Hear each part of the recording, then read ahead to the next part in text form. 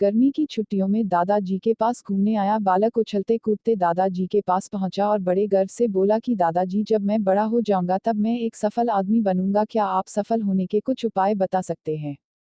दादाजी हाँ में सर हिला दिया और बिना कुछ कहे लड़के का हाथ पकड़ा और उसे करीब की पौधशाला ले गए। वहां जाकर दादाजी ने दो छोटे छोटे पौधे खरीदे और घर वापस आ गए। वापस आकर उन्होंने एक पौधा घर के बाहर लगा दिया और दूसरा पौधा गमले में लगाकर घर के अंदर रख दिया। अब आपको क्या लगता है कि इन दोनों पौधों में से भविष्य में कौन सा पौधा अधिक सफल होगा? दादाजी ने लड़के से पूछा। लड़का कुछ समय तक सोचते रहा और फिर बोला, घर के अंदर वाला पौधा ज्यादा सफल होगा क्योंकि वो हर एक खतरे से सुरक्षित है, जबकि बाहर वाले पौधे को तेज धूप, आंधी, पानी और जानवरों से भी खतरा है। दादाजी बोले, चलो देखते हैं आगे क्या होता है, और वह अखबार उठाकर पढ़ने लगे। दादाजी दोनों पौधों पर ज्यादा ध्यान देते रहे और समय बीतता गया।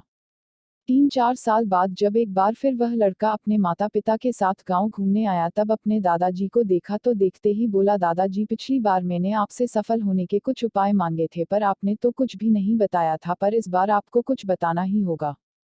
दादाजी मुस्कुराए और लड़के को उस जगह ले गए जहां उन्होंने गमले में पौधा लगाया था। अब वह पौधा एक पेड़ में बदल चुका था। लड़का बोला, देखा दादाजी, मैंने कहा था ना कि ये वाला पौधा ज्यादा सफल होगा। दादाजी ने बोला कि अरे पहले बाहर वाले पौधे का हाल तो देख लो, और ये कहते हुए दादाजी लड़के को बाहर ले गए। बाहर एक विशाल पेड़ गर्व से खड़ा था, उसकी शाखाएं दूर तक फैली हुई थी और उसके छांव में खड़े राहगीर आराम से बातें कर रहे थे। अब दादाजी ने पूछा, बताओ कौन सा पौधा ज्यादा सफल हुआ? लड़का कुछ शर्माते हुए बोला, बाहर वाला। लेकिन ये कैसे संभव है, बाहर तो उसे ना जाने कितने खतरों का सामना करना पड़ा होगा। दादाजी मुस्कुराए और बोले, हाँ, बाहर वाले पौधे को बहुत सी चीजों से सामना करना पड़ा, लेकिन समस्या का सामना करने से अपने फायदे भी तो है। बाहर वाले पौधे के पास आजादी थी कि वह अपनी जड़ें जितनी चाहे उतनी फैला ले, अपनी शाखाओं से आसमान को छू ले, और तुम जिस आधी तूफान से इस पेड़ के लिए मुसीबत समझते थे, उसी आधी तूफान ने ही इस पेड़ की जड़ों को इतना मजबूत बना दिया है कि आज एक छोटा सा आधी तूफान इस पेड़ का कुछ भी नहीं बिगाड़ सकता।